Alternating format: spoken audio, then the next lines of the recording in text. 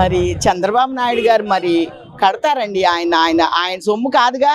ఆంధ్రప్రదేశ్ సొమ్ము, తెలంగాణ సొమ్ము అంతా తీసుకొచ్చి అమరావతిలో కడతాడు.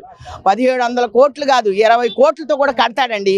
ఇక్కడ కట్టిన వాటికి తికాణా లేదు. నువ్వు చేసింది లేదు, చచ్చింది లేదు. ఇక్కడ అంబేద్కర్ గారి బొమ్మ కడితే కనీసం మీ పార్టీ వాళ్ళు వెళ్ళి ఒక అంబేద్కర్ అంటే ఏంటి, ఎన్ని చరిత్ర తెలిసిన నాయకులు అయితే మీరు ఒక దండైతే మీకు చేతగాల ప్రభుత్వం పెడుతున్నారు.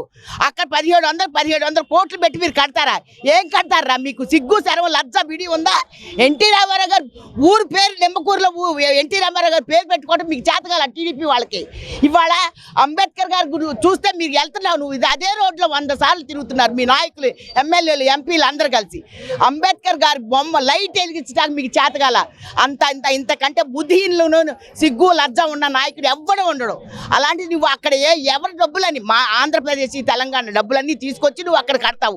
అంతకంటే నీ ఏడుపు ఏం లేదు. అన్ని దాహం తీరలే. ఎక్కడెక్కడ సొమ్ము అంతా, ఎక్కడెక్కడ శ్రీలంకలో దాచుకున్న డబ్బులు ఆంధ్రప్రదేశ్ని కొల్లగొట్టి పేద అమరావతి ప్రజల దగ్గర పొలాలు తీసుకొని, రైతుల దగ్గర తీసుకొని అన్ని కొల్లగొట్టి నీ ఇష్టానుసారంగా చేసి నువ్వు ఇవాళ అక్కడ ఎన్టీ రామారావు గారి విగ్రహం ఏమని పెడతావు అనకూడదు. కానీ ప్రభుత్వం ఏడుస్తున్నారు మీరు.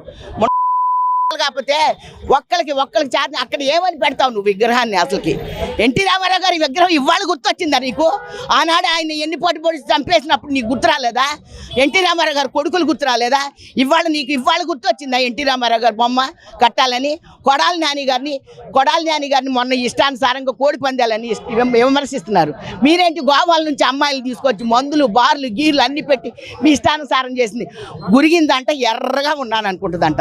మీ పార్టీ అలాంటిది. నీ స్వభావం నువ్వు చచ్చేదాకా మారవు చంద్రబాబు నాయుడు గారు, అంతే.